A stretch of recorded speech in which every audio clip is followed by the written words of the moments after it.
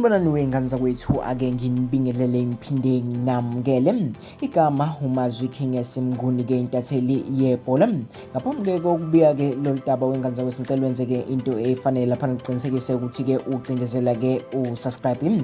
Uzokwazi ukuthi uyithole zonke-ke iy'ndaba esikubeka zona ngolimi kaMageba, isiZulu, eziqiniso. Inkakha-ke ye-Kaizer Chiefs-ke naye ngomunye kwabadlali-ke ababengacothi phansi kubalandeli-ke ngezikhathi zabo uNelly Tovin. Useveze-ke igama-ke lomqeqeshi-ke ongasiza-ke leli qembu.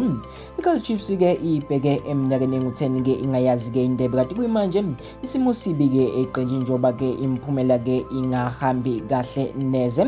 Sekuvele-ke kunamahlebezi lapha nokuthi-ke bakhona-ke abaqeqeshi-ke leli qembu-ke esilikhuluma nabo ngenhloso-ke yokuba-ke bezothatha-ke lo msebenzi-ke ezandleni-ke zika-Kevin Johnson. Phambilini-ke wengane zakwethu kuyona-ke le channel yethu-ke sesakubiyela-ke ukuthi-ke kunenqwaba-ke abadlali abangase-ke bakhonjwe indlela-ke ngoJuni-ke uma kuphela-ke izinkontileka, nabanye-ke abangase-ke bebolekiswe laphana-ke kumakhosi.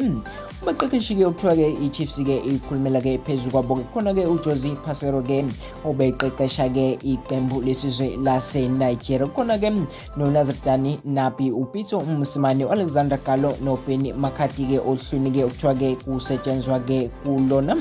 Kodwa-ke uNelly Tovin-ke wayengukapteni-ke we-Chiefs nangeminyaka yabo 90s. Usiqhamuke-ke nelinye-ke igama. Le nkakha-ke eyasebenza ngokubambisana-ke noGamondi kwiMamelodi Sundowns phambilini-ke banqobe isicoco seligi. Uthe-ke amava asewatholile-ke kusukela asuka kuleli-ke uGamondi ambeka ethubeni elihle lokuthi angakwazi-ke ukulungisa isimo kwi-Chiefs. Wengane zakwethu ilezi-ke iy'ndaba-ke engithe ngakuthola zona. Lezi-ke nezinye-ke uzoyithola zona-ke kuyona-ke le channel yethu-ke ehamba phambili. Okwakho nje ukucindezela-ke usubscribe lapha naphansi bese-ke uyahlala ungayindawo.